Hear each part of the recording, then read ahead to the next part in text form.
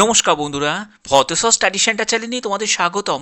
তোমরা যারা যারা যুবসাথী এবং ভূমিহীন ক্ষেতমজুর প্রকল্পের জন্য আবেদন করেছিলে এবং যাদের টাকা ঢুকেছে এবং যাদের প্রকল্পের টাকা ঢোকেনি, তাদের প্রত্যেকের জন্য এই ভিডিওটা খুব ইম্পর্টেন্ট। কারণ সরকারিভাবে, সম্পূর্ণ সরকারিভাবে কিছু নির্দেশিকা জারি করেছে, যে নির্দেশিকার মাধ্যমে তোমরা এটাই জানতে পারবে যে কারা কারা প্রকল্পের টাকা পাবে না এবং যারা যারা টাকা পেয়েছো এবং কী কী কারণের জন্য প্রকল্পের টাকা জমা বন্ধ হয়ে যেতে পারে, সম্পূর্ণ তথ্য আজকের ভিডিওর মাধ্যমে তোমরা জানতে পারবে। ভিডিওটা প্রত্যেকের জন্য খুব ইম্পর্টেন্ট, অবশ্যই ভিডিওটাকে শেষ পর্যন্ত দেখবে। তো দেখো, প্রথমে বলে রাখি, সে তুমি ভূমিহীন ক্ষেতমজুর প্রকল্পের জন্য আবেদন করো কি যুবসাথীর জন্য আবেদন করো, প্রত্যেকটা ব্যাপারেই কিন্তু একই রকম তোমাদের প্রসেসটা থাকবে এবং যে যে নির্দেশিকাগুলো তোমাদের পালন করতে হবে সেগুলো অফিসিয়ালিভাবে কিন্তু জানিয়ে দেওয়া হয়েছে। আমি এক এক করে প্রত্যেকটি তথ্য তুলে ধরবো। দেখো, প্রথমে বলে রাখি, যারা তোমরা ব্যাংক অ্যাকাউন্ট দিয়েছিলে, যারা তোমরা অফলাইনে ফর্ম ফিল আপ করো কি অনলাইনে ফর্ম ফিল আপ করো, যারা তোমরা ব্যাংক অ্যাকাউন্ট দিয়েছিলে, তারা যে ব্যাংক অ্যাকাউন্টের সঙ্গে মোবাইল নাম্বার লিঙ্ক করা রয়েছে সেই মোবাইল নাম্বারটা যদি না বসিয়ে থাকো, তুমি যদি অন্য কোনো মোবাইল নাম্বারটা বসিয়ে থাকো, তাহলেও কিন্তু তোমাদের এখানে প্রবলেম হতে পারে। ঠিক আছে, এই ব্যাপারটা যেমন তোমাদের এখানে মেনশন করা রয়েছে, এটা একটা নির্দেশিকার মধ্যে যেমন পড়ছে, ঠিক তেমনি। আচ্ছা, পরবর্তী দেখো, পরবর্তী যে পয়েন্টটি সেটি হলো once the claim is verified, অর্থাৎ তুমি যে ক্লেম সেটা ভেরিফাইড হয়েছে, the application will be approved. যদি অ্যাপ্লিকেশন অ্যাপ্রুভড হয়ে যায় তাহলে send to NPCI for bank account validation. ঠিক আছে, 3 নম্বর পয়েন্টটা ভালো করে দেখো। 3 নম্বর পয়েন্টটা হচ্ছে only bank accounts held in branches located within West Bengal. তো দেখো, যদি তোমার ব্যাঙ্ক অ্যাকাউন্ট ওয়েস্ট বেঙ্গলের মধ্যে থাকে তাহলে তো ঠিক আছে, ঠিক আছে। কিন্তু ওয়েস্ট বেঙ্গলের বাইরে যদি তোমার ব্যাঙ্ক অ্যাকাউন্ট থাকে এবং সেই ব্যাঙ্ক অ্যাকাউন্ট যদি তুমি এখানে মেনশন করো বা করেছিলে, তাহলে কিন্তু সেটাও তোমাদের প্রবলেম হতে পারে। এর জন্য কিন্তু তোমাদের যে কোনো প্রকল্পের যে টাকা সেটা কিন্তু তুমি পাবে না। পরবর্তী যে পয়েন্টটি সেটি হলো joint bank account will not be accepted, অর্থাৎ যাদের জয়েন্ট ব্যাঙ্ক অ্যাকাউন্ট দিয়েছিলে তারাও কিন্তু টাকা পাবে না, কারণ জয়েন্ট ব্যাঙ্ক অ্যাকাউন্ট কিন্তু এখানে অ্যাকসেপ্ট করা হবে না।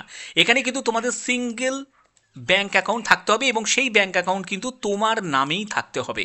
ঠিক আছে, তোমার নামেই থাকতে হবে। ওকে, আচ্ছা, পরবর্তী দেখো, এখানে বলছে যে assistance will be disburse twice through the DBT directly, অর্থাৎ অনেকেই আছে যাদের ডিবিটি করা নেই, তো ডিবিটি কিন্তু তোমাদের থাকতে হবে বছরে দুবার বেনিফিশিয়ারি কিন্তু ডিবিটি করা থাকতে হবে। ওকে, আচ্ছা, আমরা পরবর্তী যে পয়েন্টটি, এই পয়েন্টটা কিন্তু খুব ইম্পর্টেন্ট। এটা দেখো, যুবসাথী আর ভূমিহীন ক্ষেতমজুর দুটোর জন্যই কিন্তু প্রযোজ্য। কি কি বলা হয়েছে দেখো, আমি আধার কার্ড, ভোটার কার্ড এগুলো নয়, তোমরা যা যা ডকুমেন্টস দেওয়া সেগুলো তো তোমরা দিয়েছো, বাট আমি যেগুলো তোমাদের এখানে তোমাদের যেগুলো ব্যাপারগুলো বলছি সেগুলো হচ্ছে ব্যাঙ্ক অ্যাকাউন্ট রিলেটেড। কারণ তোমাদের প্রকল্পের টাকাটা ব্যাঙ্ক অ্যাকাউন্টে আসবে এবং সেই ব্যাঙ্ক অ্যাকাউন্টে যদি কোনো গণ্ডগোল থাকে তাহলে তো তোমরা কখনো প্রকল্পের টাকাটা পাবে না। তো সেগুলোই কিন্তু এখানে কিন্তু হাইলাইট করা হয়েছে। দেখো কি বলে হয়েছে, bank account details in the name of the applicant, অর্থাৎ তোমার নামে যদি ব্যাঙ্ক অ্যাকাউন্ট থাকে এবং সেই ব্যাঙ্ক অ্যাকাউন্টের ফার্স্টের যে পেজটা, পাসবুকের ফার্স্টের যে পেজটা বা ক্যান্সেল চেক, সেটা কিন্তু তোমাকে প্রোভাইড করতে হচ্ছিল। এবং বলছে the account should be normal one, not Jan Dhan account. অনেকে আছে যারা জনধন অ্যাকাউন্টে অ্যাকাউন্ট করা রয়েছে, সেই অ্যাকাউন্টটার নাম্বার দিয়ে দিয়েছিল। এবার সেটাও কিন্তু এখানে অ্যাকসেপ্ট হবে না, অর্থাৎ এইরকম কন্ডিশন কিন্তু অনেকের রয়েছে। যাদের যাদের টাকা ঢুকেছে তাদের যদি একদম ইজি প্রসেসে, দেখো, যাদের যাদের টাকা ঢুকেছে তারা যদি সম্পূর্ণ যা যা নির্দেশিকা দেওয়া রয়েছে সেগুলো যদি ফলো করে তারা যদি অ্যাপ্লাই করে থাকে, তাদেরই কিন্তু তাড়াতাড়ি টাকাটা ঢুকেছে। কিন্তু যাদের টাকা ঢোকেনি তাদের কিন্তু এই সব কারণের জন্যই কিন্তু ঢোকেনি। ঠিক আছে, কি কি কারণের জন্য, অনেকে আছে জনধন অ্যাকাউন্ট দিয়ে দিয়েছে, নাম্বার বসিয়ে দিয়েছে, তো সেটা কিন্তু এখানে অ্যাকসেপ্ট করা হবে না। এখানে বলেই দিয়েছে saving bank general account always preferable, অর্থাৎ তোমার নামে যদি সেভিং অ্যাকাউন্ট করা থাকে, ঠিক আছে, এবং সেটা যদি জয়েন্ট অ্যাকাউন্ট না থাকে তাহলে সেটা অ্যাকসেপ্ট করা হবে। এবং দেখো, আর একটা জায়গায় এখানে দেখো, তোমাদের সম্পূর্ণ এখানে বাংলাতেও ব্যাপারটা বলা রয়েছে যে সঞ্চয় ব্যাংকের সাধারণ অ্যাকাউন্ট অগ্রাধিকার যোগ্য, এখানে জনধন অ্যাকাউন্ট কিন্তু নয়, জনধন অ্যাকাউন্ট হলে কিন্তু চলবে না, আধার সংযোগ করা থাকতে হবে। দেখো, তোমার ব্যাংক অ্যাকাউন্টে অনেকে আছো যারা তোমরা আধারের সঙ্গে লিঙ্ক করা নেই, সেই ব্যাংক অ্যাকাউন্ট কিন্তু এখানে গ্রহণযোগ্য নয়।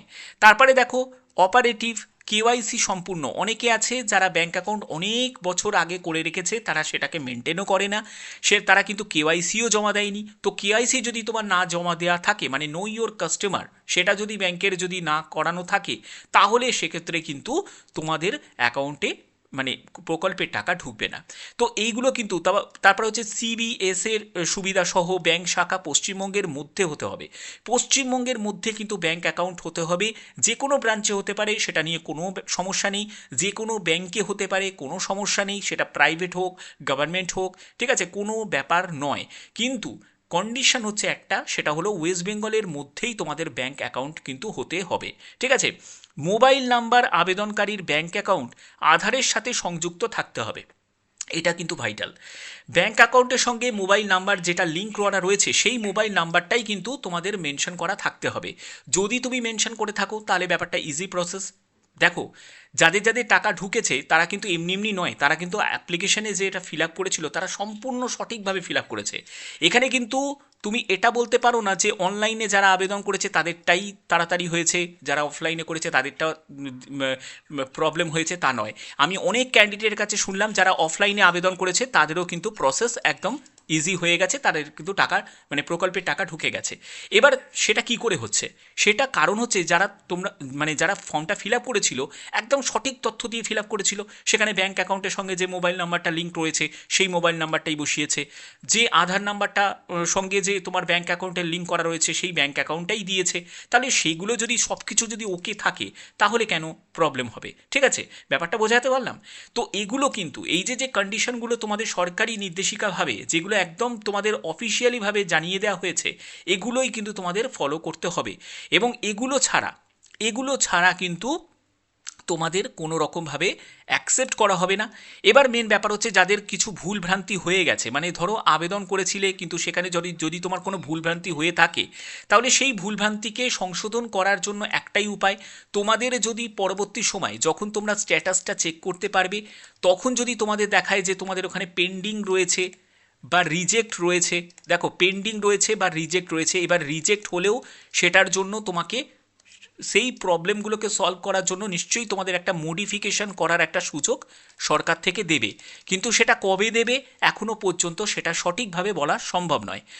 তোমরা যদি যুবসাথী প্রকল্প বলো বা ক্ষেতমজুর প্রকল্প বলো, অনেকে আবেদন করেছে সেখানে ভুলভাল করেছে, এই সব ভুলভালকে সংশোধন করার জন্য পরবর্তী সময় তোমাদের নিশ্চয়ই তোমাদের কোনো অফিসিয়াল আপডেট রয়েছে, মানে প্রোভাইড করা হবে। যখনই কোনো অফিসিয়াল কোনো আপডেট প্রোভাইড করা হবে যে যাদের গণ্ডগোল হয়েছে, যাদের কোনো ফর্ম ফিল আপে ভুল করে ফেলেছিলে, তো তাদের সংশোধন করার যখন সুযোগটা দেওয়া হবে, সেই রকম কোনো আপডেট যখন আসবে অবশ্যই তোমাদের সেই আপডেটটা পৌঁছে দেবো, ঠিক আছে।